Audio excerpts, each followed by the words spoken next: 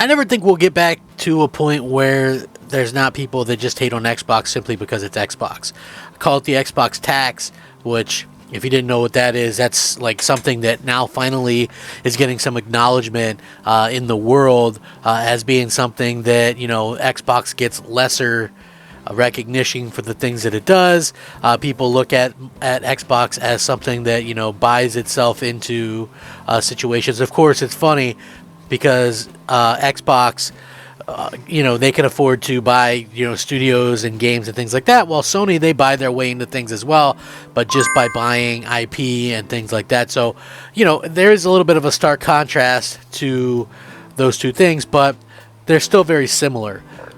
But it's also good to hear, Microsoft talk good about the future and the developers talking good about the future and about what we're going to see and things like that. I think that's, very important to kind of talk it up and make sure that people know that it's not like this terrible thing. Back in the day, like in the 360 era, Microsoft would run studios into the ground. Like, I'm an Xbox fan, but it's easy to see exactly why that was the thing that was happening, right? Like, if you weren't putting out a game that was going to completely smash and, do all kinds of records and things like that, I think that you wouldn't get a sequel for sure. It had to be a Gears of War, Halo, Forza, something along those lines, of Fable or whatever. Now, what's very interesting is after Microsoft bought Bethesda, people were really kind of, oh man, Bethesda's always been multi-platform. So they were very quick to kind of update and say that's not always the case. And in fact, Todd Howard reflects on Morrowind's huge success on Xbox and admits that it kept Bethesda going in the first place. So that's a little bit of an interesting take that probably many of us didn't know. Which, again, they've always had a really good relationship with Microsoft. So, industry legend Todd Howard recently got the chance to discuss the entire history of his video game career right up until the release of Starfield.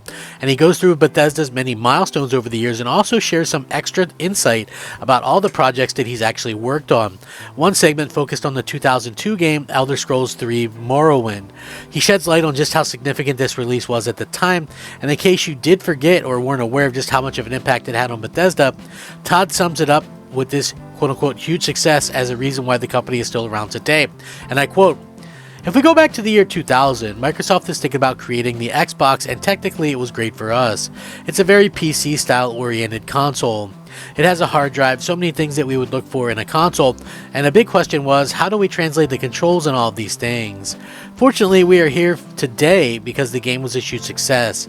I was stunned, obviously. It did well on PC, but on Xbox at the time, it became the second best-selling game behind Halo." Wow, you know what? Like, this is the first time of me actually reading through that and kind of seeing that, but it's crazy to think that Morrowind was the second biggest selling game on Xbox, right? Like, that's crazy to think about because I've never even played that game, to be honest with you. I've played Oblivion, which is Elder Scrolls 4. I've played Skyrim, which is Elder Scrolls 5. I've played Starfield. You know what I'm saying? I played a lot of Bethesda games, but to be quite honest with you, back then I don't think that I was even much aware of something like that. So that's very interesting to me that they've kind of nailed it and that actually helped keep Bethesda afloat and things like that. So I got to be honest, man, that is surprising, but also awesome to hear at the same time. And, for me, Microsoft has come such a long way in a short amount of time. When you think about just 22 years ago, that's kind of crazy to me, and Xbox has never really looked back since that point, thankfully, so yeah, I love seeing that. I love hearing the really good news like that. Clearly, Todd retelling his career happens to line up with the original Xbox's 22nd anniversary. And believe it or not, Xbox has now been around for over 2 decades. And Bethesda has pretty much been with Microsoft since the beginning of the brand's origins, as well as the release of Morrowind itself. And now it's full circle with Microsoft acquiring Bethesda and parent company ZeniMax Media in 2021. Most recently releasing the space RPG Starfield, which has had a huge amount of success, setting Game Pass records and becoming Bethesda's biggest game launch of all time. If it's any of you that has got you wanting to relive the glory days of Morrowind and Bethesda and many other classic, the games featured are also available on the digital store and can be played on Game Pass. So that's really cool to think about. Nice to see that everything is kind of coming out well. So if you want to talk about, organically growing things, I would say that they really helped facilitate Bethesda early on, and that has really helped all of this stuff. So yeah, nice to see that this is kind of happening the way that it is. You gotta love the fact that Microsoft and Bethesda have kind of been there and doing these things for so long and doing it together. So there is supposed to be rumors of some remakes, and I think that we'll probably see these before too long. And what's interesting about this is we actually got word that there is an Elder Scrolls 4 remake, which, here's the thing, right? Like, this game is available through backwards compatibility, and it is like I said, it's a good game, but it is horribly dated in the graphics department and things like this. Anytime you start getting in that 15-20 year mark with some of these game releases, I'm fine with remakes, right? It's the remakes and remasters after a couple of years that really kind of burn my biscuits, so to speak. So Virtuous Games former employee leaked some information, and a lot of this has come to be true, like the remake of Metal Gear Solid 3 was leaked by this as well.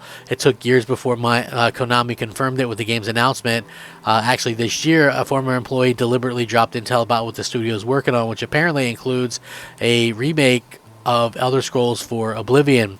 While the Elder Scrolls V Skyrim is the best-selling game in the franchise, one of the best-selling single-player titles of all time, the Elder Scrolls 4 Oblivion holds a special place in the hearts of longtime fans.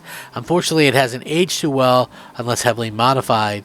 The Elder Scrolls 4 Oblivion does hold up compared to Skyrim. Thankfully, Virtuous Games is working on a way to fix this.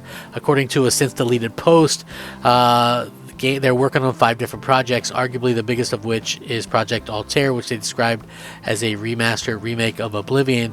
According to the source, it's still unclear if it's going to be a full remake, but the development team uses a pairing system using both an Unreal Engine 5 project and an old Oblivion one.